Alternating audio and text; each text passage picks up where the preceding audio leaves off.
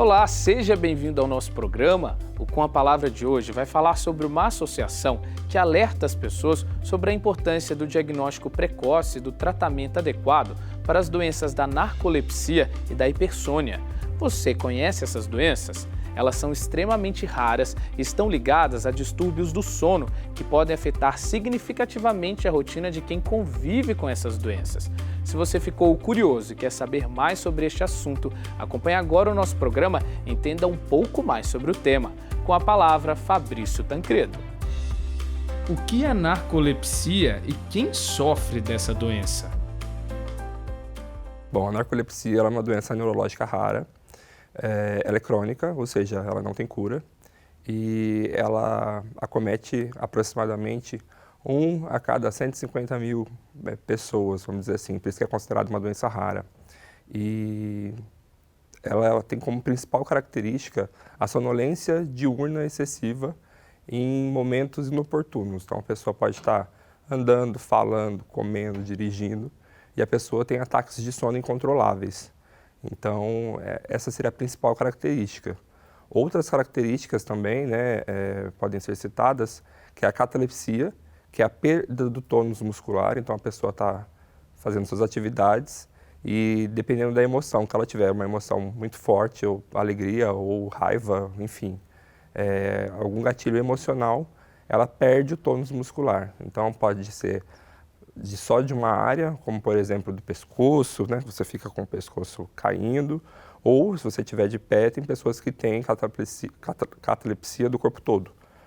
Eu, por exemplo, tenho do corpo todo, dependendo da emoção que tiver. Qual a diferença entre a narcolepsia e a hipersônia idiopática? A narcolepsia é quando o hipotálamo, que produz uma célula chamada hipocretina, que é um neurotransmissor, na verdade, ele que induz as pessoas a terem um sono nos momentos corretos. Esse neurotransmissor ele é interrompido, ele não é produzido mais. Então, isso caracteriza a narcolepsia. A hipersônia idiopática mesmo que a pessoa tenha dormido durante a noite toda, quando ela acorda no outro dia, ela ainda tem momentos de sonolência incontroláveis também. Só que a origem não é do hipotálamo, não é desse neurotransmissor, é uma origem distinta. Então essa é a principal característica entre a diferenciação, na verdade, entre narcolepsia e hipersonia idiopática. Quais são os principais sintomas dessas doenças? Os principais sintomas da narcolepsia é o sono, são as interrupções de sono durante o dia, são crises de sono incontroláveis durante o dia. A catalepsia, que é a perda do tônus muscular. Então, as pessoas, dependendo da emoção que tem, às vezes alegria ou raiva, enfim, dependendo das emoções, elas acabam perdendo o tônus muscular.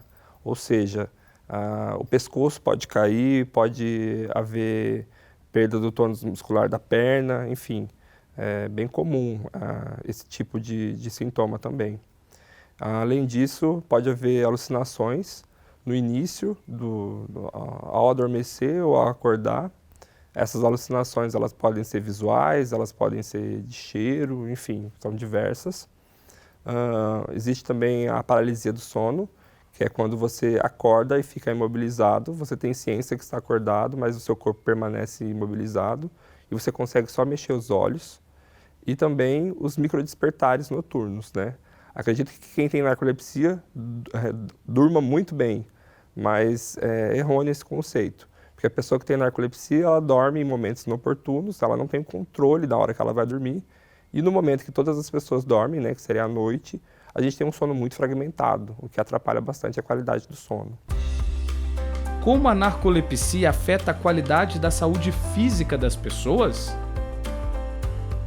Bom, a narcolepsia acaba trazendo uma série de consequências, Uma delas é que o portador dessa doença acaba comendo bastante. Por que isso?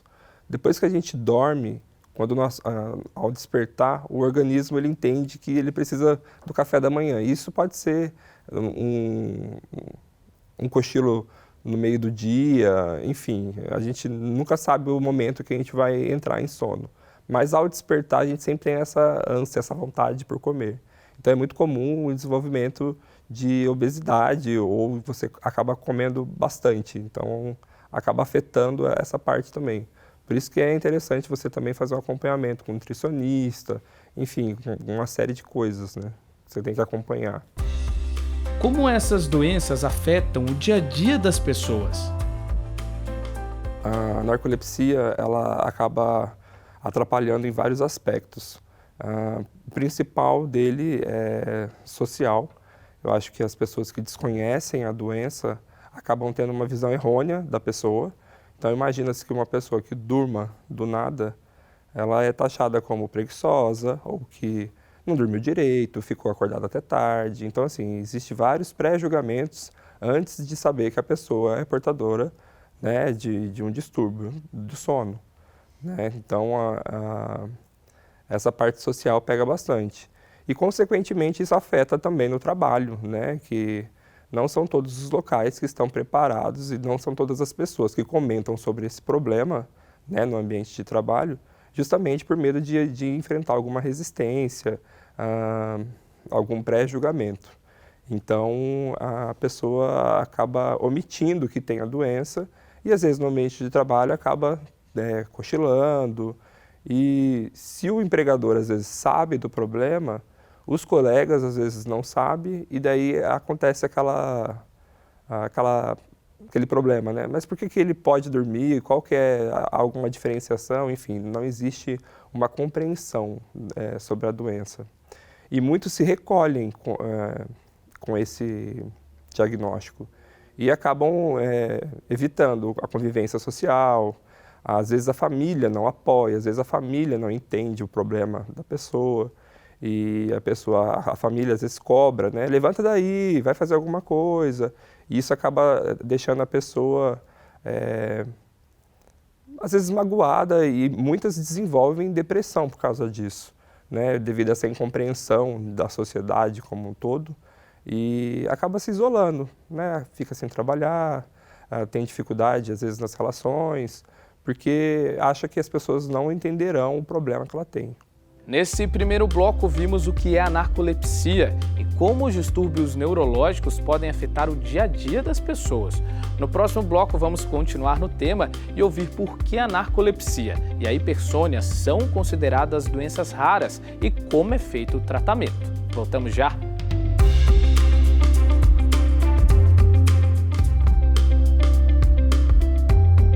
Com a palavra está de volta, neste bloco vamos saber como os transtornos do sono são identificados e diferenciados e quanto tempo pode durar o tratamento dessas doenças. Com a palavra, Fabrício Tancredo. A narcolepsia e a hipersônia são consideradas doenças raras no Brasil? No Brasil, estima-se que 1 a cada 150 mil pode ter esse problema. No mundo, são mais de 3 milhões. Acaba-se tendo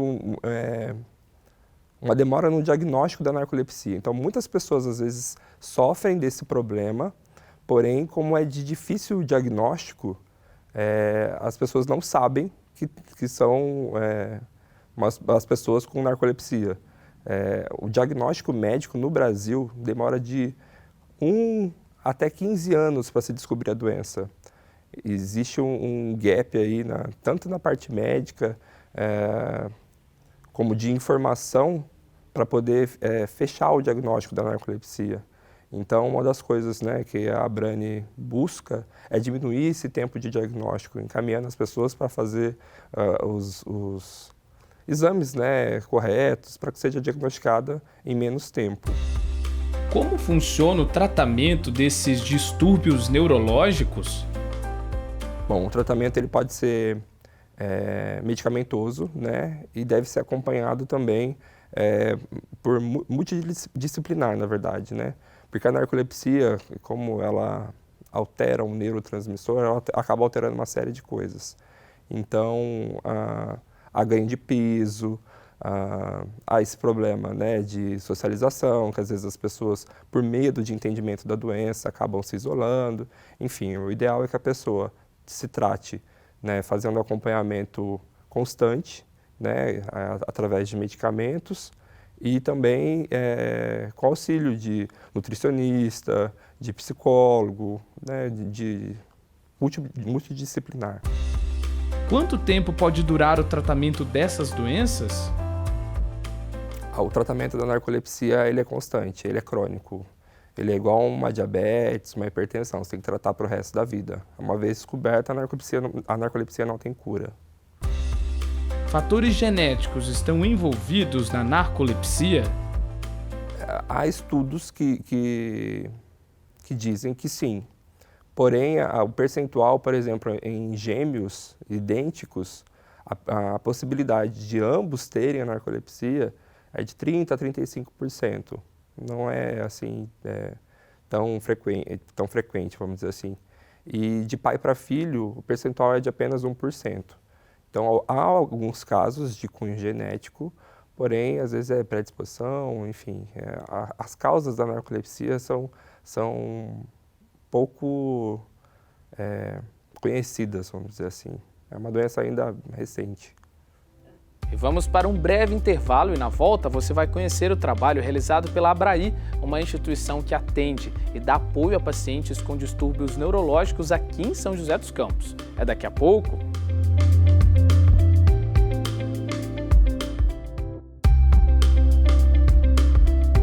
Estamos de volta.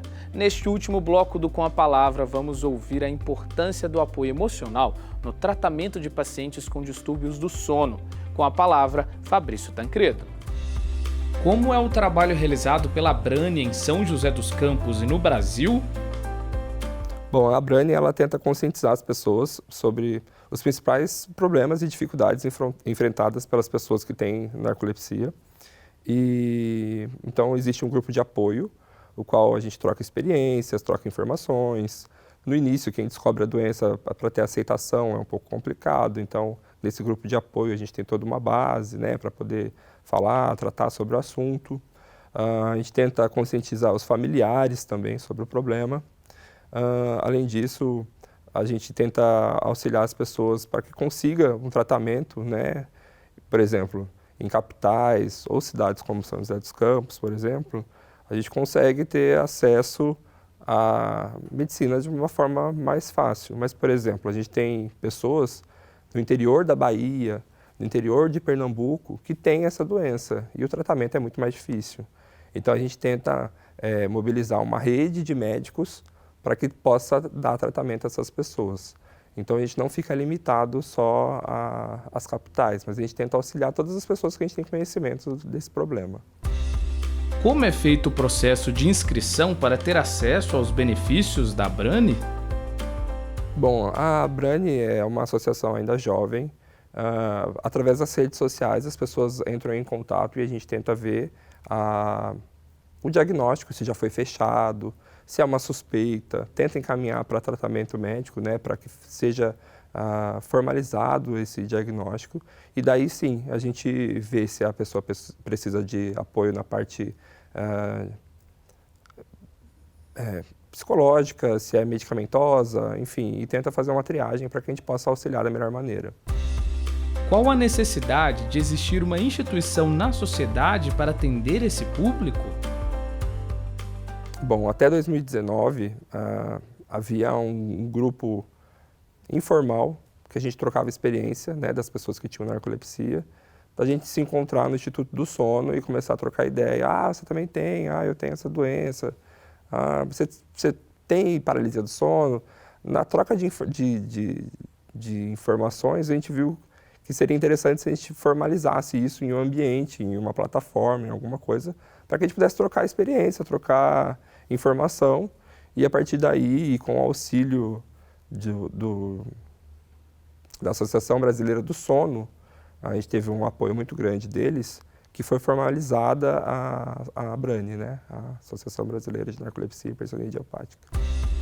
Existem outras entidades no país que realizam este tipo de serviço? A Associação Brasileira do Sono, ela é mais abrangente, ela além de tratar hipersonias e a narcolepsia, ela acaba tratando outros distúrbios do sono, né? Ela acaba sendo mais abrangente e ela é uma associação formada por médicos. diferentemente da Abrani, que são pacientes que se mobilizaram na formação da associação e a gente tem apoio dos médicos. Que tipo de apoio emocional e psicológico a Abrani oferece aos pacientes com narcolepsia? Bom, primeiro a gente compartilha a experiência de vida, cada um lá compartilha suas experiências. É muito comum as pessoas partilharem suas histórias, né, e isso gera uma identificação das pessoas, né, que estão chegando, né, ou que descobriram recentemente a doença, ou que acabam conhecendo a Abrani. E, se necessário, a gente tenta fazer encaminhamento para os médicos, para encaminhamento psicológico, para que seja sanado o que for necessário. E o Com a Palavra fica por aqui. Acompanhe o programa no nosso canal do YouTube. Obrigado pela companhia e até a próxima.